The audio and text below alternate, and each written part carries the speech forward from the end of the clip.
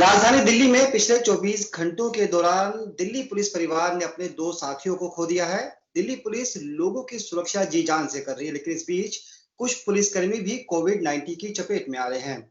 इस वक्त हमारे साथ बातचीत के लिए मौजूद हैं साउथ डिस्ट्रिक्ट के एडिशनल डीसीपी परविंदर सिंह जी। परविंदर जी, स्वागत है आपका पंजाब केसरी ग्रुप में। जी नमस्कार, बहुत बहुत धन्यवाद। Thank you. परविंदर जी, कहते हैं आवश्यकता आविष्कार की जननी होती है। तमाम तरह के उपाय किए जा रहे हैं कोरोना से बचाव के लिए, लोगों को सुरक्षित करने के लिए। दिल्ली पुलिस भी अपनी तरफ से टेक्निक का इस्तेमाल कर रही है। 4 टेक्निक फ्रेम सेटअप आप लोगों ने किया है, इसकी शुरुआत की है। आप चाहते हैं कि लोग कम से कम थाने में पहुंचे, कम से कम फेस टू फेस मुलाकात हो। सर, क्या है ये टेक्निक और कैसे दिल्ली के लोगों को, दिल्ली पुलिस के जवानों को इसका फायदा मिलेगा?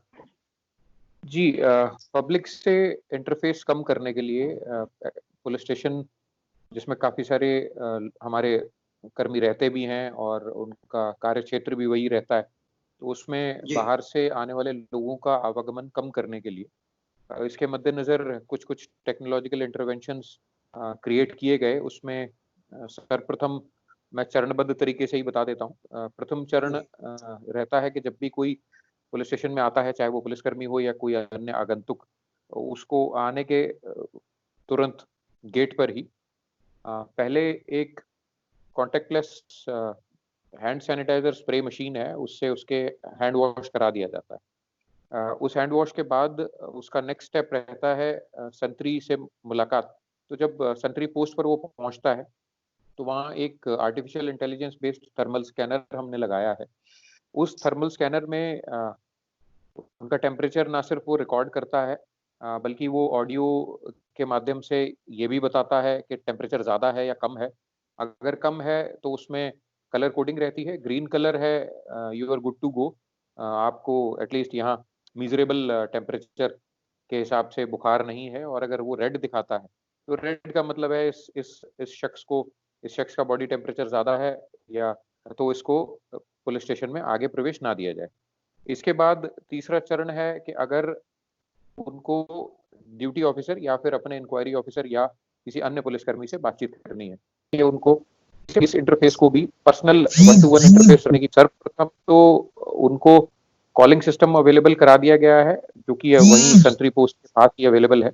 उस कॉलिंग सिस्टम से वो शख्स बटन प्रेस करता है तो उसका ऑडियो और वीडियो ड्यूटी ऑफिसर के पास पहुंच जाता है। तो ड्यूटी ऑफिसर से वो ये अपना अपना पक्ष रख सकते हैं, बता सकते हैं कि वो किस कारण से आए हैं।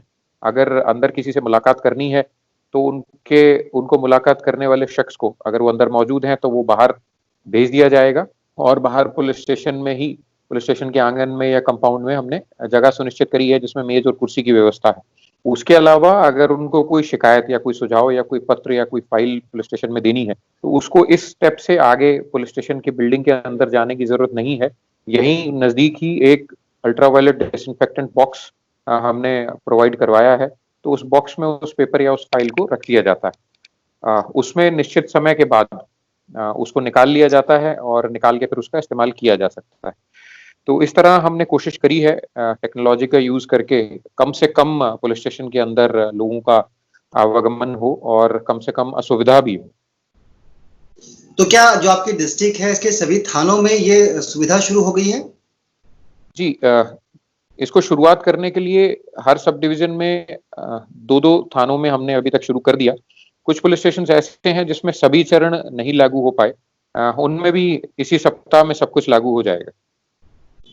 सर, क्या लोगों को अवेयर कैसे कर रहे हैं आप लोग? क्योंकि जो टेक्निक है इसको आप तो समझते हैं और आपका स्टाफ भी समझता है, लेकिन जो आ रहा है थाने में शिकायत को लेकर या किसी सुझाव को लेकर, उसको आप कैसे ट्रेन करेंगे? जी, वहाँ हर पुलिस स्टेशन में एक एसओपी के मद्देनजर एक स्टाफ की ड्यूटी है जो सेंट्री पोस्ट के पास ही टेबल चेयर के साथ रहता है। और ये उसकी जिम्मेदारी बनाई गई है कि वो जो भी कोई आगंतुक पुलिस स्टेशन में आता है उसको हर चरण के बारे में बताए और वहीं से उनको सुविधा दिलाए। क्या आप लोग मोबाइल के माध्यम से भी अब कंप्लेंट लेना शुरू कर रहे हैं कि अगर कोई अपने घर से ही मोबाइल से ऑडियो या वीडियो मैसेज के थ्रू दिल्ली पुलिस तक अपने कोई शिकायत पहुंचाना चाहे, तो क्या इस तरह की किसी टेक्निक पर भी दिल्ली पुलिस काम कर रही है? ईमेल के ज़रिए अभी तक सुविधा अवेलेबल है। ईमेल के ज़रिए कोई भी हमसे कॉन्टैक्ट कर सकता है, उसकी कंप्लेंट या वीडियो ईमेल के ज़रिए भेज सकता है। तो ईमेल में अपना अ, अप अप अपनी पूरे पत्र का उल्लेख करते हुए ईमेल में अटैचमेंट की भी सुविधा उपलब्ध है, तो वो ईमेल कर सकते हैं। ऑफ़िशियल ईमेल आईडीज़ ना सिर्फ़ डिपार्टमेंट की वेबसाइट पे अवेलेबल हैं, बल्कि ऑफ़िस के बाहर भी और पुलिस स्टेशंस के बाहर भी सभी जनों की ईमेल आईडीज़, इनफैक्ट थाने से लेके डीसीपी ऑफिस तक की ईमेल आईडीज़ सभी जगह पे उल्लेखित की गई। जी, अब पुलिस हाईटेक हो रही है और आप लोग डिजिटलाइजेशन की तरफ बढ़ रहे हैं। एक आज से आपने जो रजिस्टर प्रणाली है, ये भी खत्म कर दी है। ये बहुत पुरानी एक सिस्टम था आपके यहाँ, जो कहते हैं कि अंग्रेजों के ज़माने से चला आ रहा था। सर, इसमें क्या बदलाव किया गया है? कुछ रजिस्टर्स हैं जो फिजिकली मेंटेन किए जा रहे थे, जैसे पीसीआर कॉल रजिस्टर है या एमएलसी रजिस्टर है, कुछ शिकायतों का रजिस्टर है। उनको सीसीटीएनएस जो एक रिफॉर्म्स की तरफ लिया गया एक महत्वपूर्ण कदम है भारत सरकार द्वारा, तो उसमें कुछ-कुछ मॉड्यूल्स हैं जिनको कार्यान्वित किया गया है। तो इन रजिस्टर्स की फिजिकल ज़रूरत को ख़त्म करके उनको डिजिटल तरीके में अब मेंटेन किया जाएगा, जो कि सुविधाजनक है, स्टाफ के लिए भी अच्छा है और रिकॉर्ड कीपिंग के लिए भी अच्छा है, और साथ ही साथ पब्लिक के लिए भी मैं समझता हूँ ये एक अच्छा कदम होगा। एक कोविड-19 को लेकर हमने आपसे कुछ समय पहले भी बात की थी, ऐसे ही वीडियो कॉन्फ्रेंस के ज़रिए। तब आपने अपने डिस्ट्रिक्ट के जो कोरोना कोविड केसेस थे, उनको लेकर हमसे जानकारी साझा की थी। अब क्या स्टेटस होगा आपके डिस्ट्रिक्ट के अंदर? जी, कुछ पुलिसकर्मी ज़रूर दीगर कारणों से या अलग-अलग कारणों से कह सकते हैं कोविड पॉज़िटिव हुए, लेकिन फिर उनमें से काफ़ी सारे हैं ऐसे जो ठीक भी हो गए हैं, और हमारे डिस्ट्रिक्ट में अभी तक बहुत सारे लगभग, बल्कि मैं कहूँगा कि लगभग सभी केसेज़ ऐसे हैं जिनमें कोई भी सीरियस नहीं है। जी। उनमें से 10 के करीब ऐसे हैं जो डिस्चार्ज भी हो गए हैं, और अभी सबका मोराल हाई करने के लिए लगातार उनसे बातचीत की जा रही है। कुछ डॉक्टर से हमने संपर्क किया है, और we are thankful to the doctors also कि हमें काउंसलिंग के लिए उन्होंने अपनी सेवाएँ उपलब्ध कराई हैं। तो ना सिर्फ ऐसा स्टाफ जो पॉजिटिव है, बल्कि ऐसा स्टाफ भी जो उनसे बातचीत करना चाहता है, अपना शक-शुबा मिटाना चाहता है, या फिर कोई और अपने रिश्तेदार के लिए, किसी मित्र के लिए उनसे कंसल्टेशन करना चाहता है, तो doctors are available on panel. उनके सबके फ़ोन नंबर्स, उनकी ईमेल आईडीज़ हमने प्रोवाइड कराई हैं स्टाफ को, और जी। अभी कुछ स्टाफ हमारा सेवाएँ ले भी रहा है। प्रविंदर जी, 17 मई से पहले दिल्ली के अंदर कंटोनमेंट ज़ोन कम हो रहे थे, लेकिन जैसे ही लॉकडाउन में कुछ ढील मिली, ज़ोन फिर से बढ़ने शुरू हो गए। आपके यहाँ की भी स्थिति क्या है? क्या कंटोनमेंट ज़ोन की संख्या में बढ़ोतरी हुई है? इसका अभी कुछ ज़ोन्स पीछे घटे तो थे, लेकिन अभी नए ज़ोन्स बनने का आदेश अभी तक हमें रिसीव नहीं हुआ। तो उसमें एडिशन क्या हुआ है, उसके बारे में मैं अभी फ़िलहाल की स्थिति से आपको अवगत नहीं करा पाऊँगा। लेकिन सर, जब भी आदेश जी। रिसीव होगा तब। आज 1 जून है और अब अनलॉक पीरियड शुरू हो गया है। लेकिन दिल्ली में और देश में कोरोना के केसेस भी बढ़ रहे हैं, अब दुकानों के खुलने का टाइमिंग भी बढ़ रहा है, और जो तमाम जो दूसरे ट्रेड हैं, वो भी अब धीरे-धीरे अनलॉक होने शुरू हो जाएँगे। आपको लगता है कि पुलिस के सामने अब चुनौतियाँ बढ़ेंगी? पुलिस के सामने हमारे सामने चुनौती लोगों को जागरूक रखने की ही है। तो मेनली हमारा काम यहाँ अवेयरनेस जनरेशन का है। मैन ऑन द ग्राउंड से को हमने बार-बार ब्रीफ कर रहे हैं, और साथ ही हम अलग-अलग तरीके अपना रहे हैं, जैसे कहीं पुलिस पर्सनल जाके अनाउंसमेंट करते हैं लाइव, कहीं पे हम रिकॉर्डेड मैसेजेस लगाने का इस्तेमाल कर रहे हैं, कहीं पे पोस्टर्स लगाने का काम कर रहे हैं।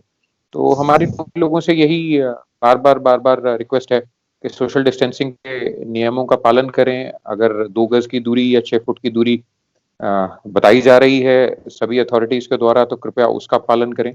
उसके अलावा आप नियमित रूप से हाथ धोते रहें, हाइजीन मेंटेन करें, फेस मास्क, किसी भी तरीके का फेस कवर, उसका ज़रूर उपयोग करें, और कोशिश करें कि क्लोज़्ड स्पेसेस हैं, उनमें ना जाएँ।